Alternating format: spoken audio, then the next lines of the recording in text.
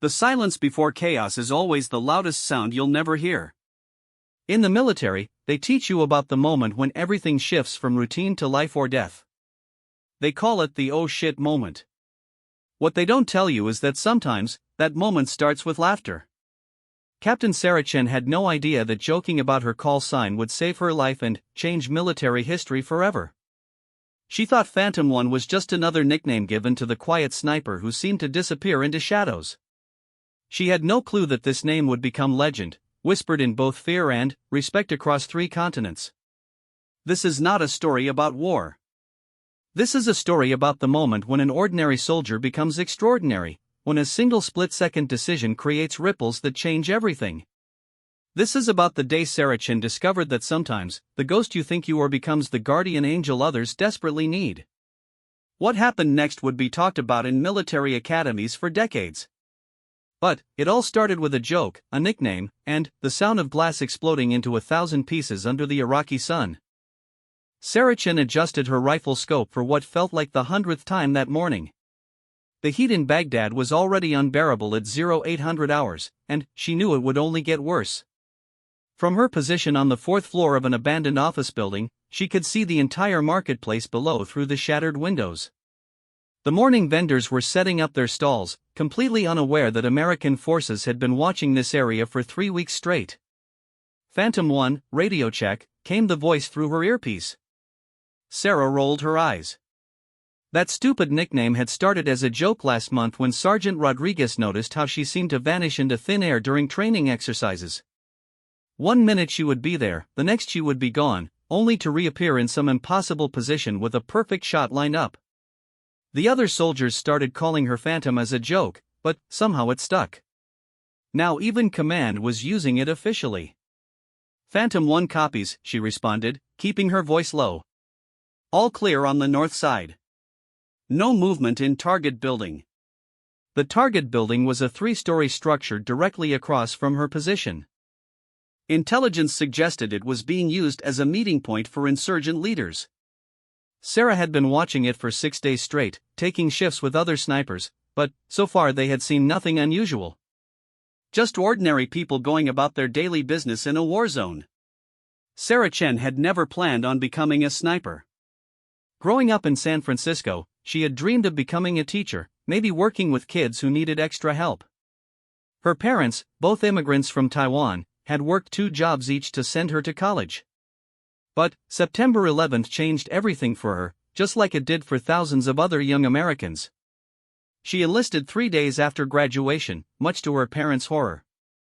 The Army discovered her natural talent with firearms during basic training. She could hit targets that other recruits couldn't even see properly. Her drill instructor, a gruff veteran named Sergeant First Class Williams, pulled her aside after a particularly impressive performance on the range. Chen, you ever think about being a marksman? He had asked. Sarah had shrugged. I just point and shoot, Sergeant. Not much thinking involved. Williams had laughed. That's exactly what makes you good at it. Most people overthink. You just trust your instincts. Now, 2 years later, Sarah was one of the youngest snipers in her unit and had already completed 2 deployments. This was her 3rd tour in Iraq, and she was hoping it would be her last.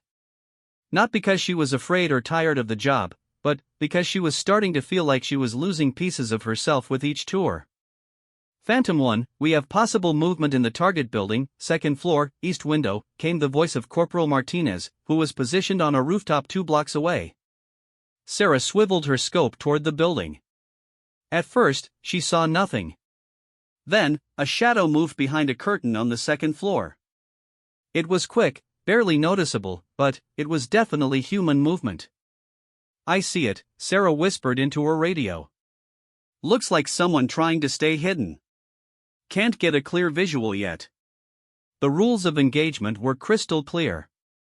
They could not fire unless they had a clear and present threat, or unless they were fired upon first. Watching and waiting was 90% of a sniper's job. The other 10% happened so fast that most people missed it entirely. Sarah's mind wandered as she continued to watch the window. She thought about her conversation with her mother the night before. They had video called, and her mother had looked tired and worried, like she always did when Sarah was deployed. "When are you coming home for good?" her mother had asked in Mandarin, the way she always did when she was especially emotional.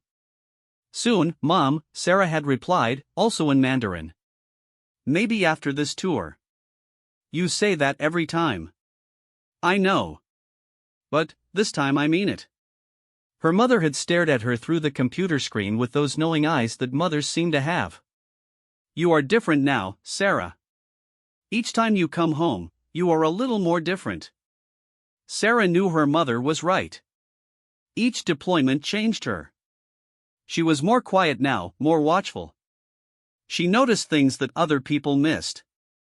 She found herself checking exits in restaurants and scanning crowds for potential threats even when she was back home in California. The job was becoming part of who she was, whether she wanted it to or not. Movement in the target building snapped her attention back to the present.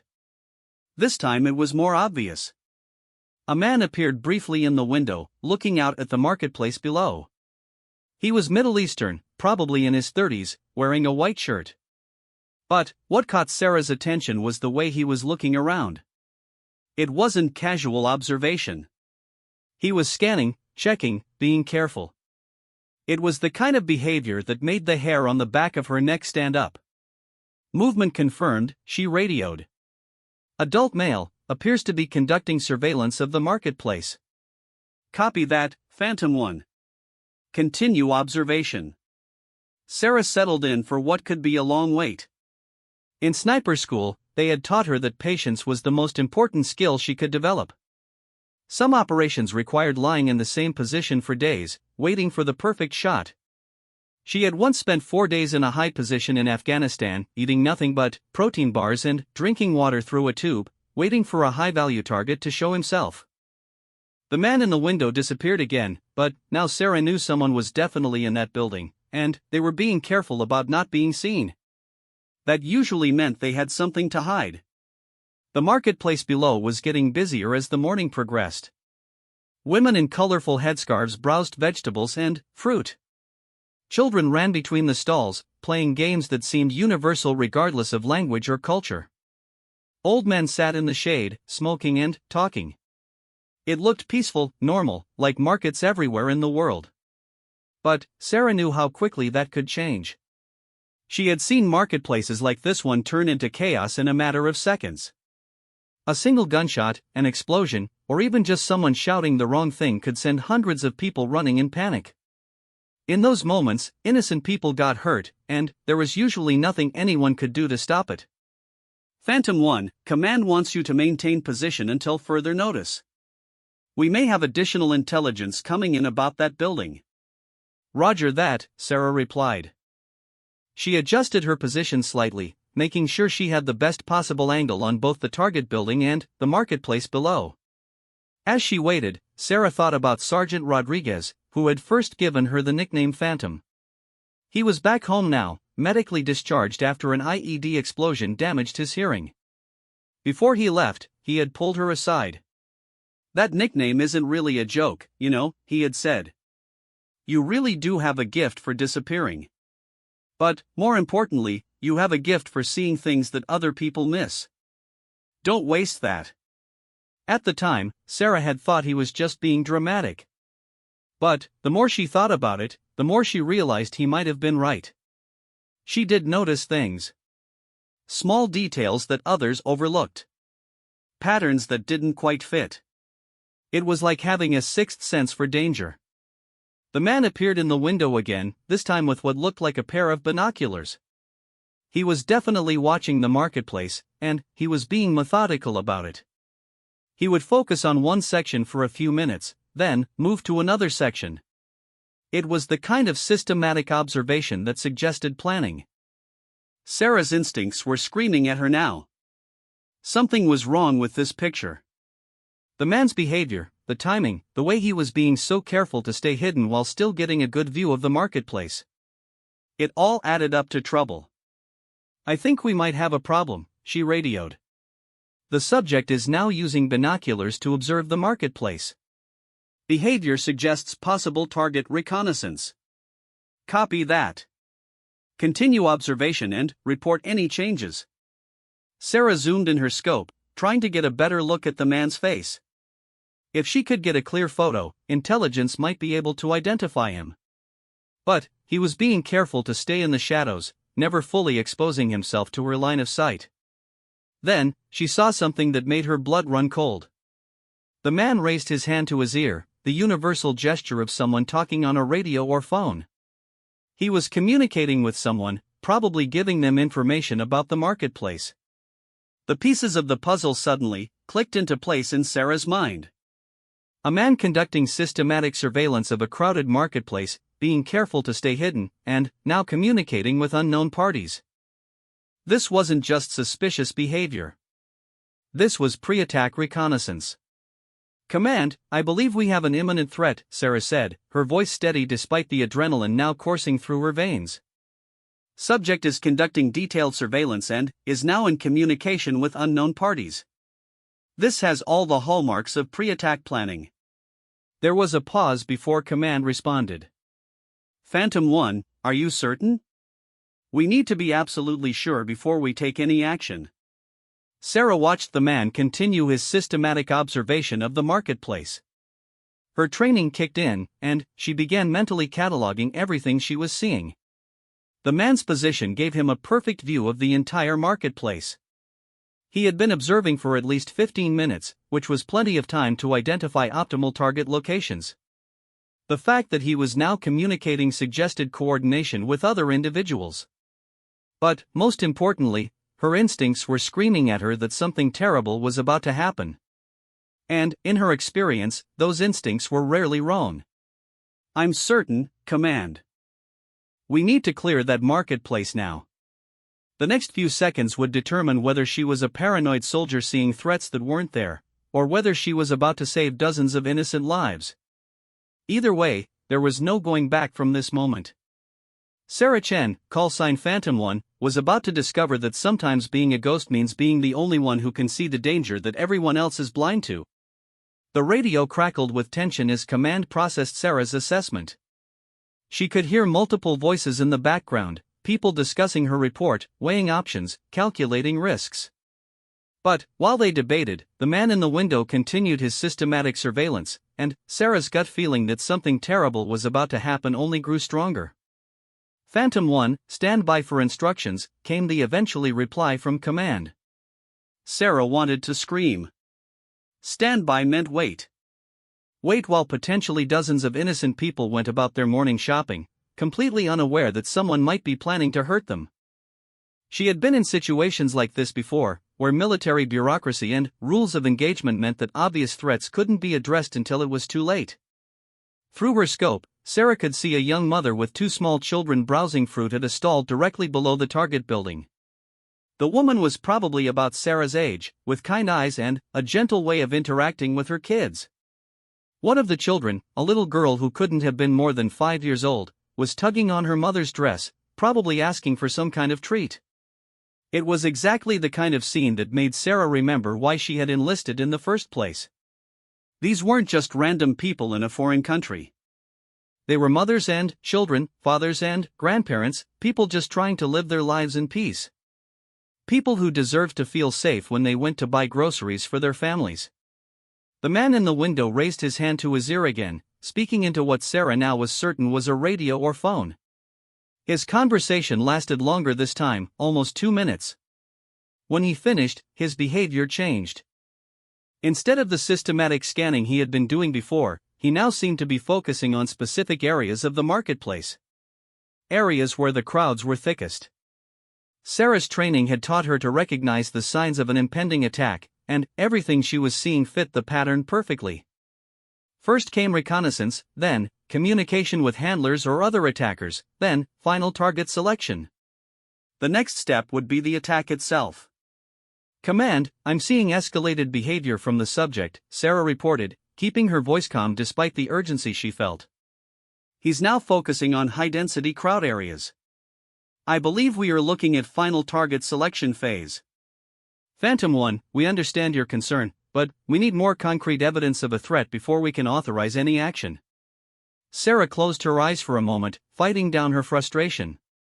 She understood the rules of engagement, understood why they existed, but she also understood that by the time they had concrete evidence of a threat, people would already be dying.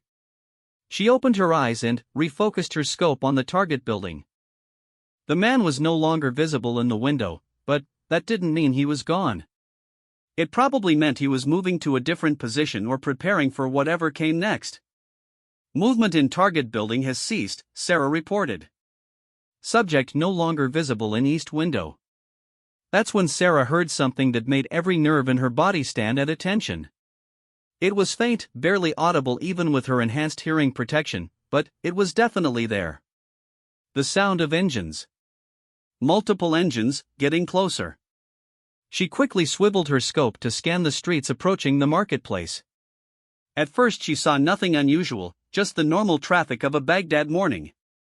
But then, emerging from a side street about 3 blocks away, she spotted them.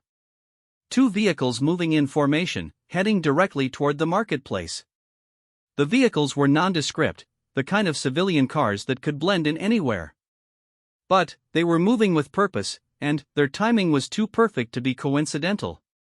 The man in the building had been conducting surveillance, had made multiple communications, and now vehicles were approaching.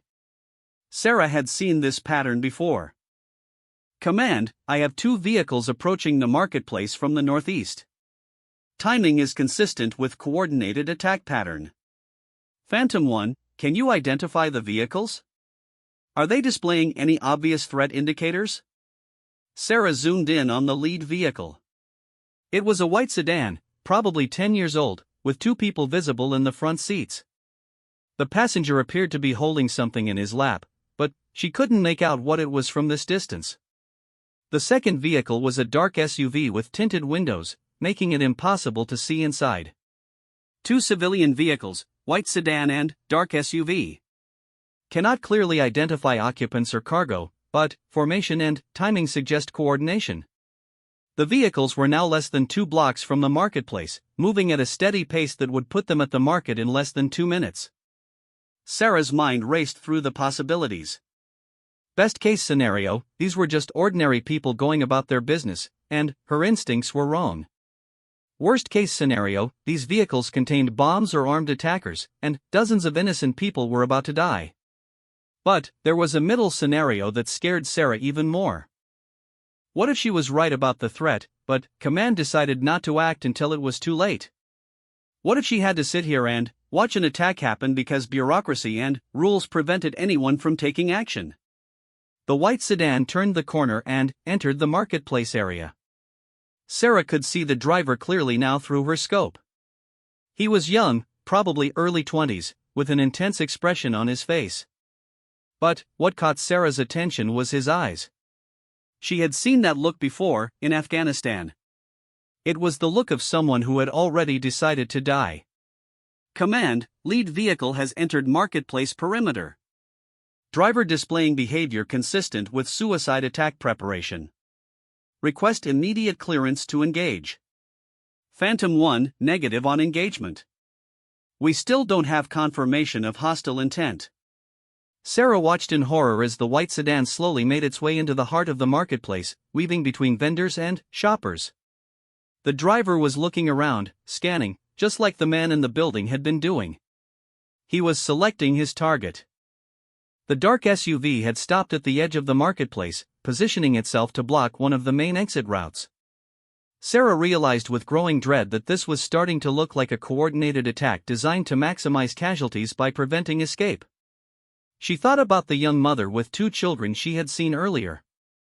Through her scope, she could see them still browsing at the fruit stand, completely unaware of the danger that was approaching. The little girl was now holding what looked like an orange, showing it proudly to her mother. Sarah made a decision that would haunt her for the rest of her life, regardless of how it turned out. She was not going to sit here and watch innocent people die because command wanted more evidence. She was going to trust her instincts and her training, even if it meant facing a court-martial later. Command, I have clear view of white sedan now positioned in center of marketplace. Vehicle appears to be loaded beyond normal capacity, suggesting possible explosive device. Driver is exhibiting clear pre-attack behavior. I'm taking the shot. Phantom 1, negative. Do not engage. That is a direct order. But Sarah was no longer listening to command. She was listening to her training, her instincts, and her conscience. She adjusted her scope to focus on the driver of the white sedan. At this range, with her rifle and skills, she could put a bullet exactly where she wanted it. The driver had stopped the vehicle now and was reaching for something. Sarah could see his lips moving, probably saying a prayer or final words. In a few seconds, he would either drive into the crowd or detonate whatever was in his car. Sarah controlled her breathing, just like she had been taught. In through the nose, out through the mouth. Slow and steady. She placed the crosshairs of her scope precisely on target and began to squeeze the trigger with the smooth, steady pressure that had become second nature to her. But, just as she was about to fire, something unexpected happened. The man in the target building reappeared in the window, and he was no longer just watching. He was holding something, pointing it toward the marketplace. It looked like a detonator. Sarah realized with crystal clarity what was happening. This wasn't just a car bomb. It was a coordinated attack. The man in the building was the trigger man, probably waiting for the optimal moment when the most people would be killed. The vehicles were positioning themselves to cause maximum damage and prevent escape. She had seconds to decide. She could take the shot at the driver, potentially stopping the car bomb but leaving the trigger man free to detonate other devices. Or she could target the trigger man, stopping him from setting off what might be multiple bombs but leaving the driver free to act on his own. In that moment of decision, Sarah Chin discovered what it really meant to be Phantom 1. It wasn't about being invisible or disappearing. It was about being the guardian that nobody else could see, the protector standing between innocent people and those who wanted to hurt them. She made her choice and squeezed the trigger. The sound of the rifle shot echoed through the morning air, and, in that instant, everything changed. The joke about her call sign was over. Phantom 1 was no longer just a nickname. It was about to become a legend. But, first, she had to deal with the immediate aftermath of her decision, because the sound of that gunshot had just announced to everyone in a 5-block radius that the war had come to the marketplace. The crack of Sarah's rifle shot split the morning air like thunder, and, for a moment, the entire marketplace seemed frozen in time. Then, as if someone had pressed a switch, chaos erupted in every direction. Sarah's bullet had found its mark. The trigger man in the building dropped like a stone, the detonator falling from his lifeless hands to clatter on the floor below the window. But, even as she confirmed the kill, Sarah was already swiveling her rifle toward the white sedan in the marketplace below. The driver of the sedan had heard the gunshot and realized that his carefully planned attack was falling apart. Instead of waiting for the signal from the trigger man, he began frantically trying to start his car, probably planning to drive into the crowd and detonate manually. Phantom 1, report your status. Command's voice crackled through her earpiece, barely audible over the screaming and shouting from the marketplace below. Trigger man down, Sarah reported tersely, keeping her scope focused on the sedan driver. Taking second shot. Phantom 1, you are not authorized to engage. Stand down immediately. Sarah ignored the order. Through her scope, she could see the driver had gotten his engine started and was beginning to accelerate toward a group of vendors and shoppers. Among them was the young mother with her 2 children, who were now running frantically toward what they thought was safety but was actually directly into the path of the approaching vehicle. Sarah's second shot took the driver in the head, and the sedan immediately veered to the left, crashing into an empty vendor stall in a shower of wooden planks and canvas. The engine died with a grinding sound, and, for a moment Sarah thought the immediate threat was over. That's when the dark SUV at the edge of the marketplace came roaring to life. Sarah realized that the attack was even more sophisticated than she had initially thought. There wasn't just one backup plan, there were multiple layers. The trigger man was meant to coordinate the attack for maximum impact. When he went down, the sedan driver was supposed to carry out the mission independently. And, when he went down, the SUV was the final failsafe. The SUV was accelerating toward the marketplace, and Sarah could see that its windows were reinforced and its sides looked armored. This wasn't just another car bomb. This was a vehicle specifically designed to penetrate into crowds and resist small arms fire. Multiple threats confirmed, Sarah reported into her radio. Armored vehicle now engaging. Marketplace is under active attack. Phantom 1, ground units are en route. Maintain overwatch position. But Sarah knew that ground units would take at least 10 minutes to reach the marketplace, and, in 10 minutes, hundreds of people could be dead. The SUV was now weaving through the fleeing crowd, and she could see muzzle flashes from inside the vehicle. They weren't just planning to ram into people. They were shooting at them as they ran. Sarah adjusted her scope and fired at the SUV's front tire, hoping to disable the vehicle. The bullet hit its mark, but the tire appeared to be run-flat capable because the SUV barely slowed down. She fired again, this time at what she hoped was the driver's position, but the reinforced glass just starred without shattering. The vehicle was now in the heart of the marketplace, and Sarah could see people falling as the occupants fired indiscriminately into the crowd. She had to do something, but her rifle wasn't powerful enough to penetrate the vehicle's armor from this distance. That's when Sarah remembered something from her training. During urban warfare school, they had taught her about improvised solutions for dealing with armored vehicles. She couldn't penetrate the armor directly, but there were other ways to stop a vehicle. She focused her scope on the SUV's rear and fired 3 quick shots at what appeared to be the fuel tank area. For a moment nothing happened, and Sarah thought her plan had failed. Then, she saw a small trickle of liquid beginning to leak from the vehicle's undercarriage. The SUV continued its deadly path through the marketplace, but Sarah could see that the leak was getting worse. The vehicle was leaving a trail of fuel behind it, and the engine was starting to make irregular sounds. She just needed to create a spark. Sarah's next shot was aimed at the pavement directly behind the SUV, hoping to create sparks from the bullet's impact on stone. Her first attempt failed, producing only dust and chips of concrete. Her second shot, however, hit at just the right angle on a metal drain cover, creating a shower of sparks that immediately ignited the trail of fuel. The effect was immediate and dramatic. A line of fire raced along the fuel trail directly toward the SUV, and, within seconds the vehicle's rear was engulfed in flames. The occupants realized what was happening and began trying to evacuate, but their own armor worked against them. The reinforced doors were heavy and difficult to open quickly. Sarah didn't give them the chance. As soon as the first armed figure emerged from the burning vehicle, she put a bullet center mass.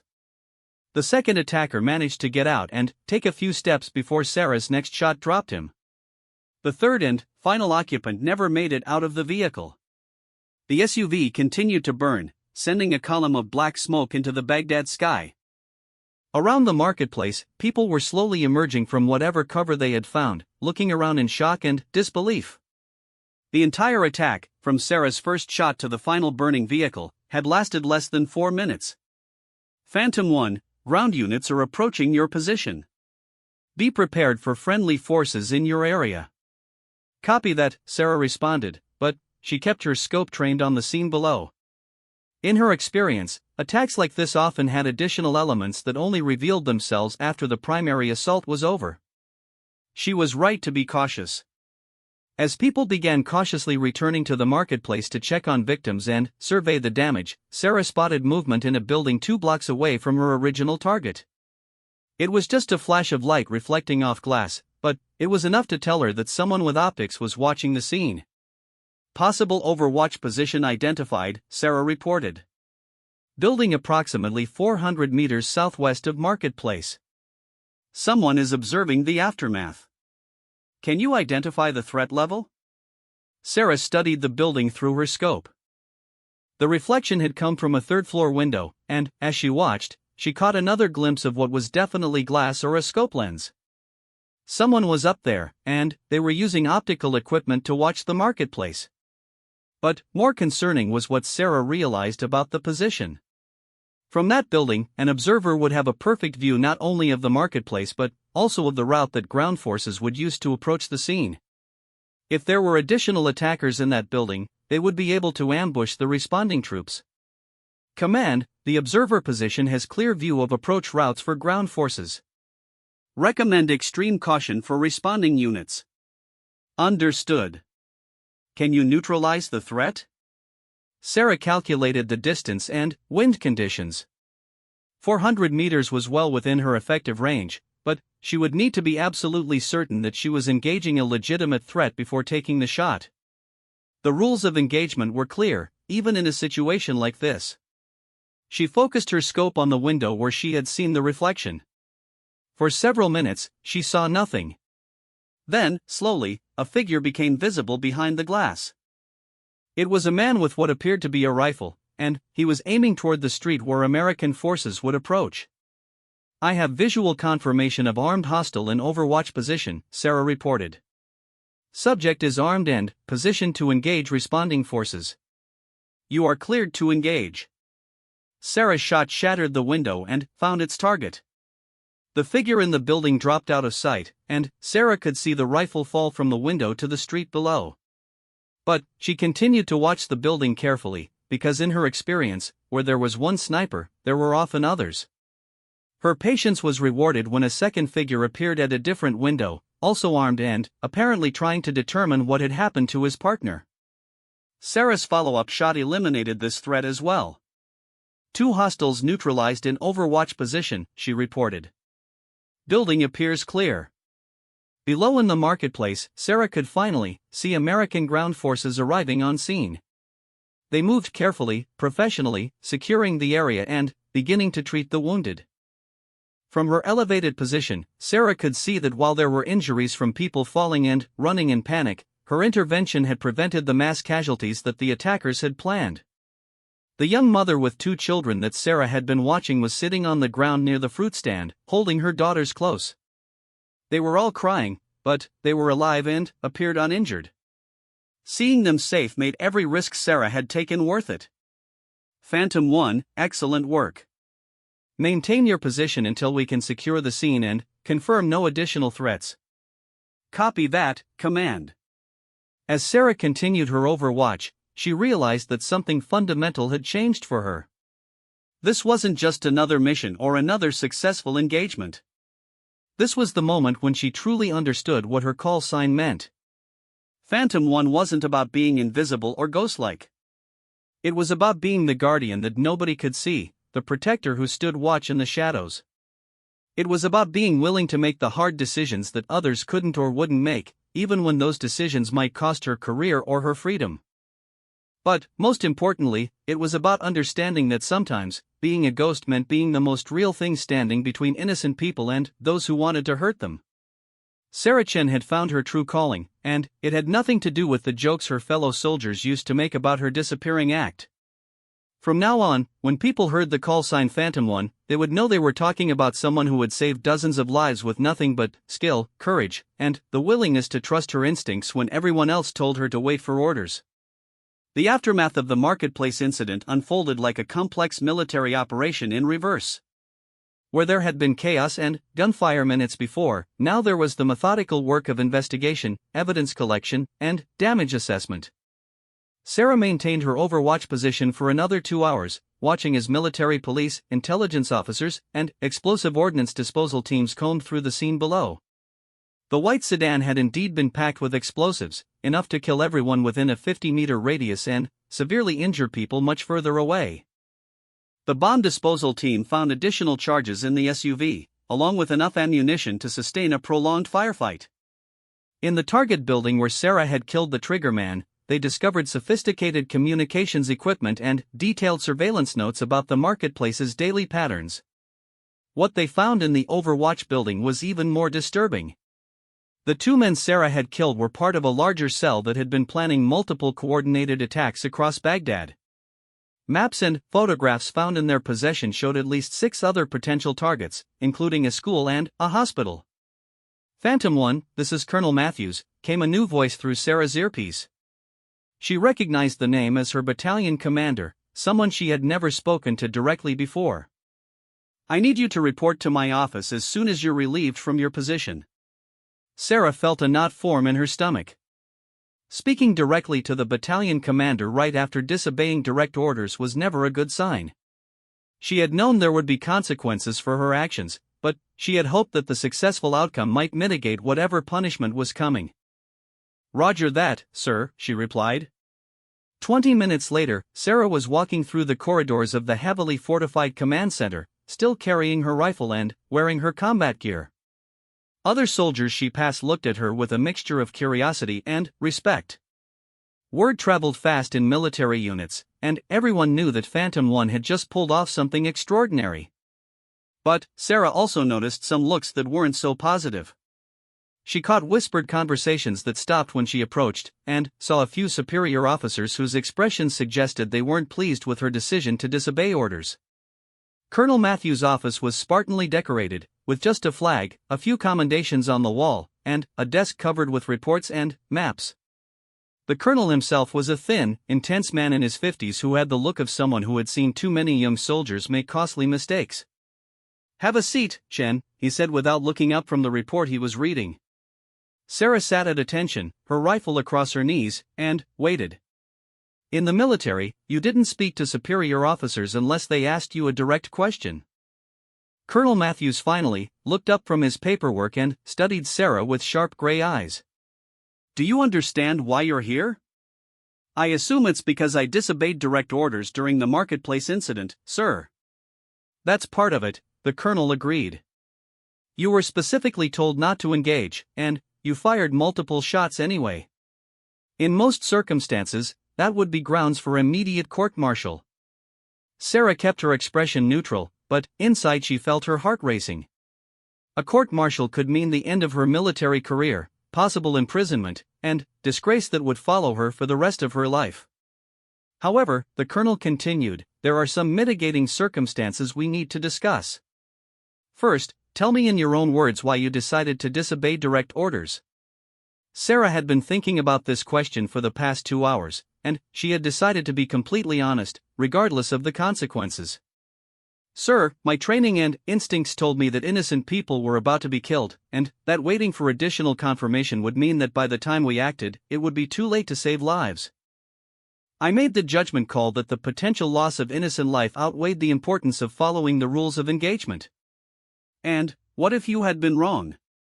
What if that man in the building had been an innocent civilian, and those vehicles had just been people going about their normal business?"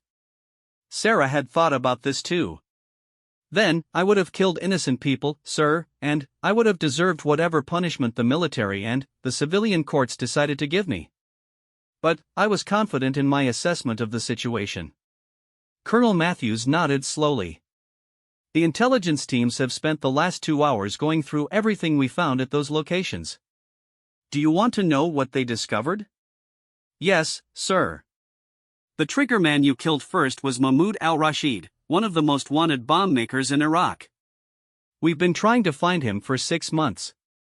The vehicles contained enough explosives to level half the marketplace. The Overwatch team had detailed plans for at least 6 more attacks, including one planned for tomorrow at a girls' school." Sarah felt a wave of relief wash over her, but she was careful not to let it show on her face. "But here's what concerns me," the colonel continued. "You made all of these decisions based on instinct and observation, not on intelligence or direct orders from command. What happens the next time your instincts tell you to disobey orders? How do I know you won't make a mistake that gets people killed?" It was a fair question, and Sarah knew that her answer would probably determine her future in the military. "Sir, I understand your concern, and I can't promise that I'll never make a mistake. But I can promise that every decision I make will be based on my training, my experience, and my commitment to protecting innocent life. If that means sometimes making hard choices that others disagree with, then I'm willing to accept responsibility for those choices." Colonel Matthews was quiet for a long moment, studying Sarah's face. Finally, he opened a folder on his desk and pulled out several sheets of paper. "Chen, your actions today prevented what intelligence estimates would have been at least 40 civilian deaths, possibly more. You also prevented a coordinated attack that could have sparked sectarian violence throughout this region. The information we recovered is already being used to prevent other attacks." He paused and looked directly at Sarah. "However, you also directly disobeyed orders from command, which created a dangerous precedent. If every soldier decided to follow their own judgment instead of orders, we would have chaos instead of a functioning military. Sarah nodded. I understand, sir. So here's what's going to happen. Officially, you are being reprimanded for disobeying direct orders.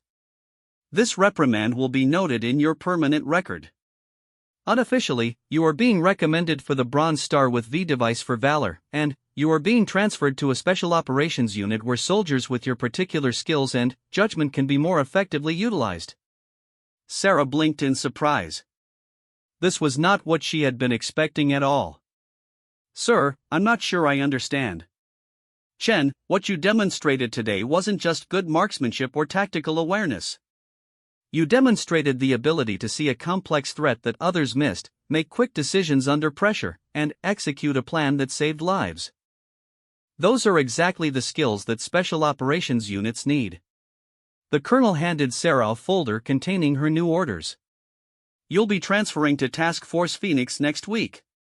They specialize in direct action missions against high-value targets. Your new commanding officer specifically requested you after hearing about today's incident.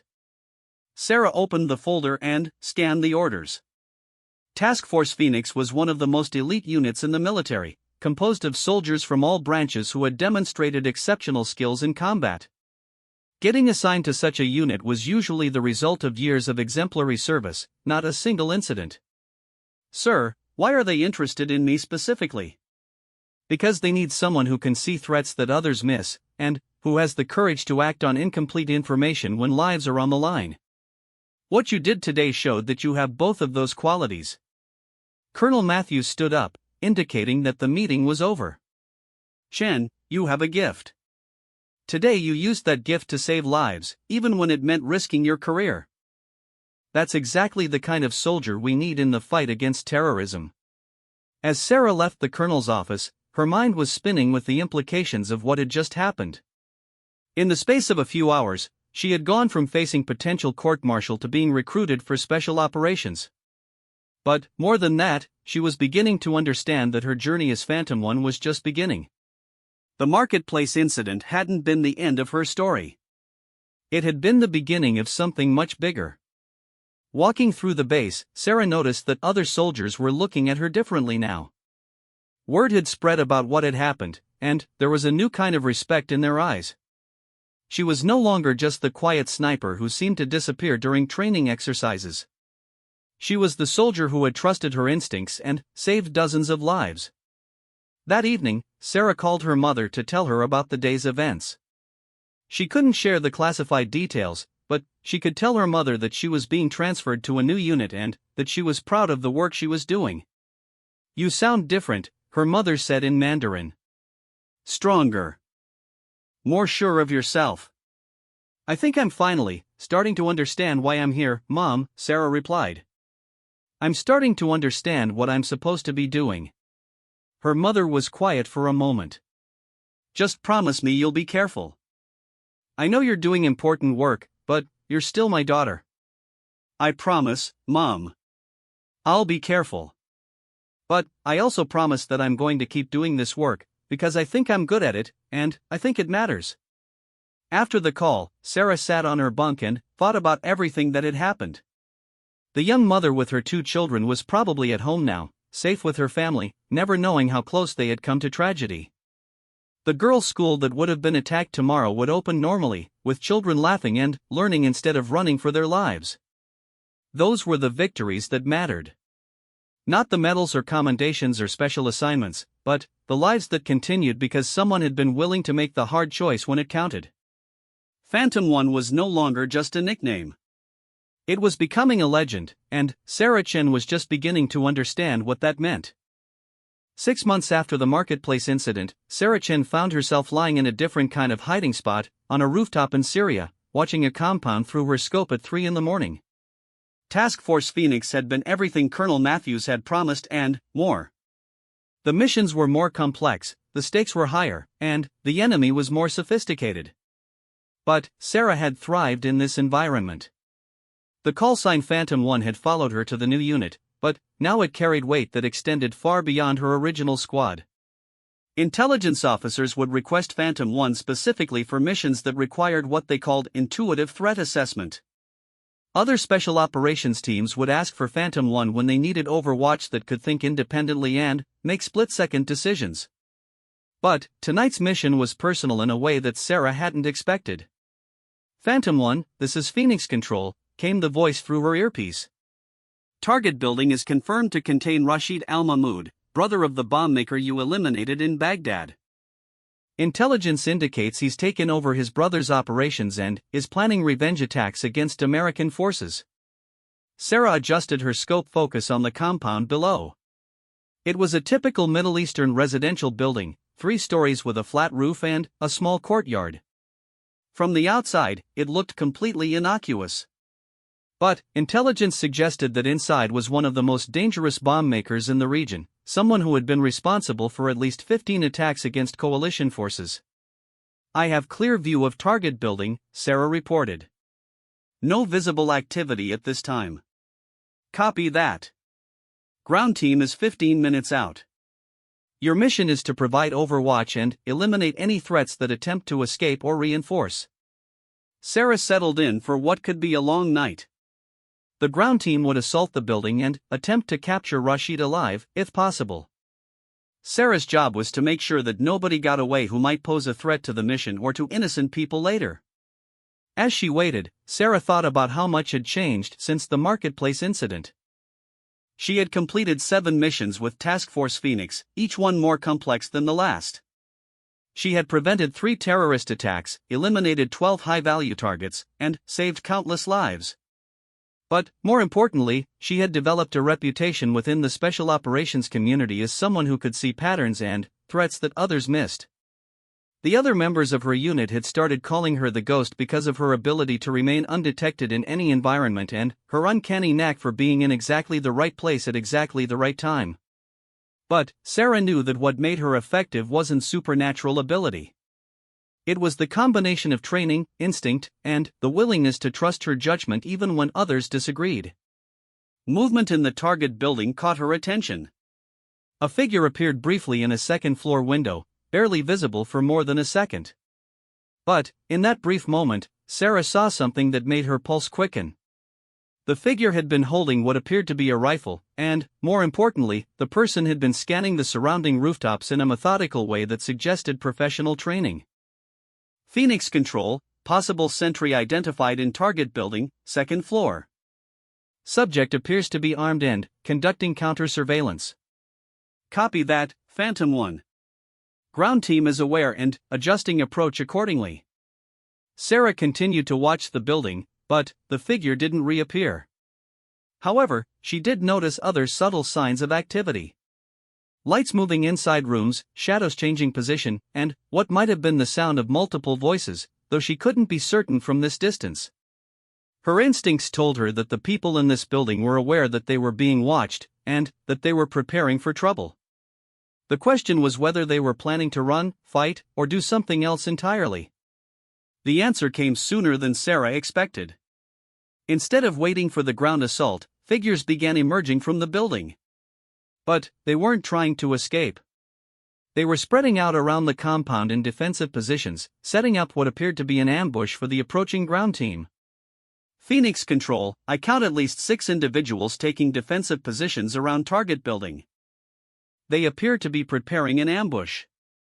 Understood. Ground team is still 12 minutes out. Can you neutralize the threats? Sarah began systematically engaging the defensive positions. Her first shot took down a figure who had positioned himself behind a low wall with a clear view of the street where the ground team would approach. Her second shot eliminated someone who was setting up what appeared to be a heavy machine gun on the roof. But, as she continued to pick off the defenders, Sarah realized that something was wrong with this picture.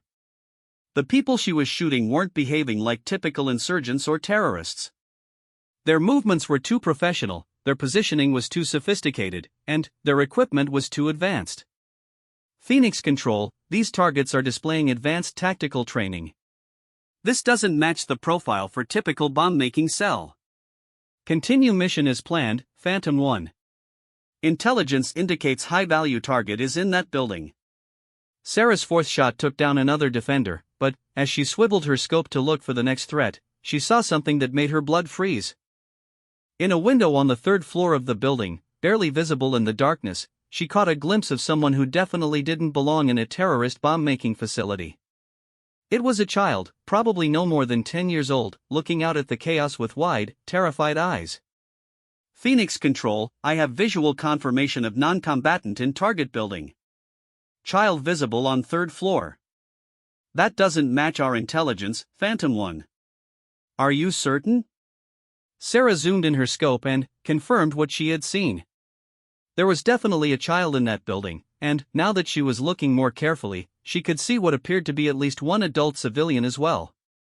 Her mind raced through the implications.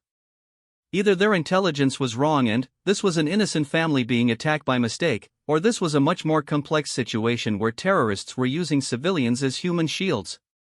But there was a third possibility that scared Sarah even more. What if this wasn't a terrorist compound at all? What if their intelligence was completely wrong, and they were attacking innocent people who were only defending themselves because they thought they were being invaded by criminals or foreign soldiers? Phoenix Control, I need clarification on target identification. I'm seeing multiple non-combatants in what intelligence described as a terrorist facility. Phantom 1, maintain mission focus. High-value target must not escape. But Sarah's instincts were screaming at her that something was terribly wrong. The defensive positions, the professional tactics, the presence of civilians, none of it fit the pattern of a typical terrorist bomb-making operation. She made a decision that would define her career and, possibly her life. Instead of continuing to engage the defenders, Sarah shifted her scope to focus on identifying exactly who was in that building and what was really going on. What she saw through her enhanced scope made her stomach drop. The defenders weren't setting up an ambush. They were trying to protect civilians who were trapped in the building. The man she had thought was setting up a machine gun was actually trying to shield a woman and 2 small children. Phoenix Control, abort mission immediately. This is not a terrorist compound. Repeat, abort mission. We have innocent civilians under fire. Phantom 1, that is not your call to make. Continue mission as ordered. But Sarah was no longer listening to orders. She was watching a tragedy unfold, and she realized that her unit was about to massacre an innocent family based on faulty intelligence. She made the hardest decision of her military career. Instead of engaging the defenders, Sarah turned her rifle toward the street where her own ground team was approaching. Phoenix Ground Team, this is Phantom 1. Stop your advance immediately. You are approaching innocent civilians, not enemy combatants. I repeat, stop your advance. Phantom 1, what the hell are you doing? Came an angry voice from the ground team leader. I'm preventing you from making a mistake that will haunt all of us for the rest of our lives, Sarah replied. Sarah spent the next 30 minutes on the radio, arguing with command, explaining what she had observed, and demanding that they verify their intelligence before proceeding.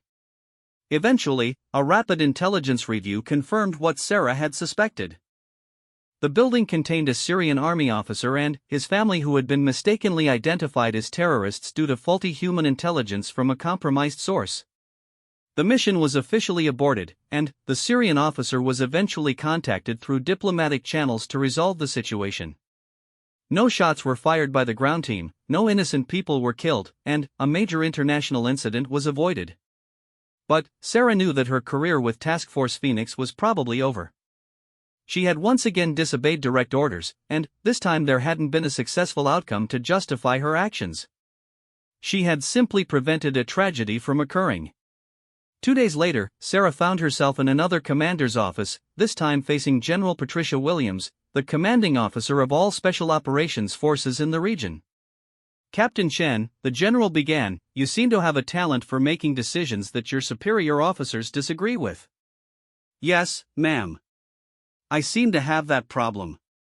General Williams smiled slightly. The thing is, Captain, you also seem to have a talent for being right when everyone else is wrong. The marketplace incident saved 40 lives. The mission abort in Syria prevented an international crisis that could have set back our operations by years. She opened a folder on her desk. I'm creating a new position, Captain. We need someone who can provide independent assessment of mission intelligence and who has the authority to abort operations when the situation doesn't match expectations. Someone who can see what others miss and who has the courage to make hard decisions. Sarah looked at the papers the general was holding. What kind of position, ma'am? Independent Assessment Officer. You would work directly for me, provide overwatch for special operations, and have the authority to question intelligence and abort missions when civilian lives are at risk. Your call sign would remain Phantom 1, but now it would represent something official. General Williams handed Sarah the folder. The job comes with a promotion to major and assignment to a joint task force that works across all service branches. You would be the ghost in the machine, Captain. The conscience of special operations. As Sarah read through the job description, she realized that this was exactly what she had been training for her entire military career, even though she hadn't known it at the time. She would be the person standing between military operations and civilian casualties, the guardian who could see threats and opportunities that others missed. Ma'am, I accept the position.